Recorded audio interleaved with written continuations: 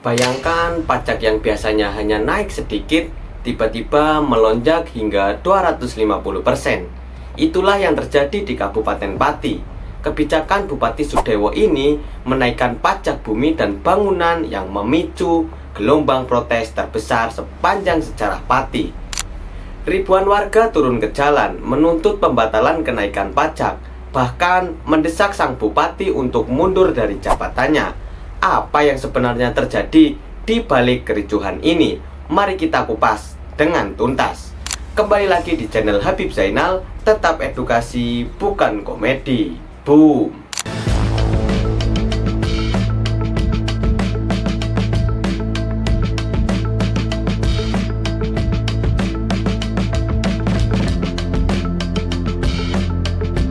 Edukasi bukan komedi. Pembahasan yang pertama adalah latar belakang PBB. Pajak bumi dan bangunan atau PBB ini adalah pajak yang wajib dibayar setiap tahun oleh pemilik tanah dan bangunan. Pajak ini digunakan pemerintah daerah untuk membiayai pembangunan, pelayanan publik, dan fasilitas masyarakat. Kenaikan PBB wajar jika mengikuti kenaikan nilai tanah atau bangunan. Biasanya bersifat bertahap dan tidak terlalu memberatkan. Namun di Kabupaten Pati, kebijakan Bupati Sudewo membuat masyarakat terkejut. Pendapatan daerah yang sebelumnya 29 miliar ingin dinaikkan menjadi 90 miliar. Artinya beban pajak warga melonjak sangat tajam. Kenaikan ini memicu kekhawatiran dan rasa tidak adil di masyarakat karena kenaikan yang jauh dari atas rata-rata normal. Pembahasan yang kedua adalah keputusan yang kontroversial. Rencana kenaikan PBB ini pertama kali dibahas dalam rapat di rumah pribadi Bupati Sudewo pada bulan Maret 2025. Kemudian pada rapat lanjutan Mei 2025 disepakati bahwa kenaikan pajak 250%. Bayangkan tanah yang biasanya dikenakan pajak 100.000 tiba-tiba menjadi 350.000. Selain besarnya angka, proses pengambilan keputusan ini dinilai tidak transparan karena masyarakat dan banyak pihak terkait merasa tidak dilibatkan atau diberi informasi sebelum-sebelumnya.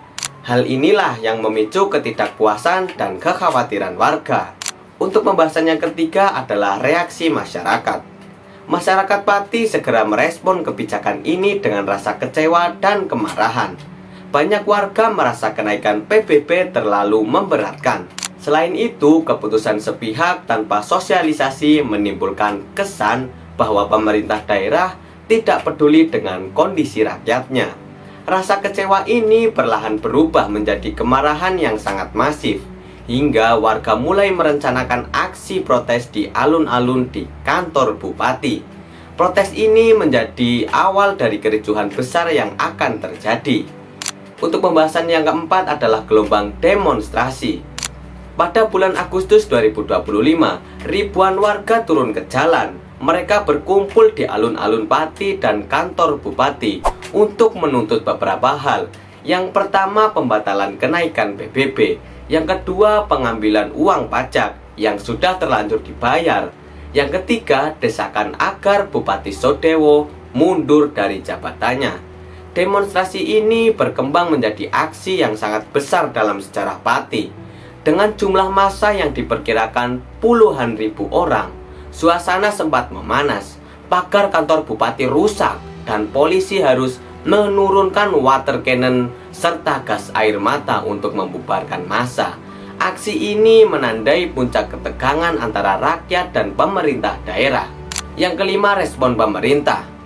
Di tengah tekanan yang semakin besar, Bupati Sudewo akhirnya membatalkan kenaikan PBB.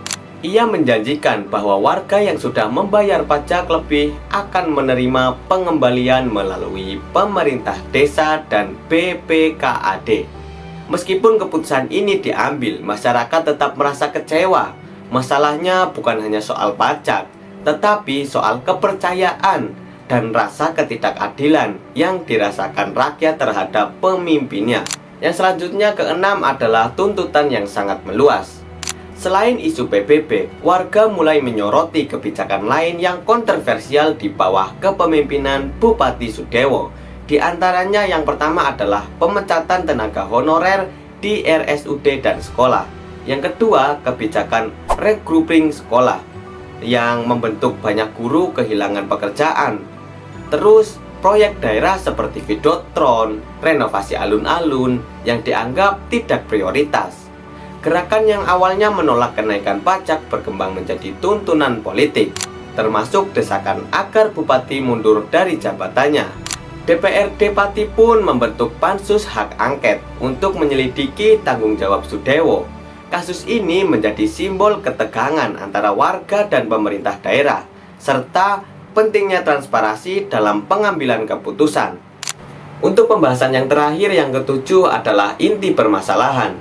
Inti dari konflik ini bukan hanya tentang pajak, melainkan kepercayaan publik terhadap pemimpinnya.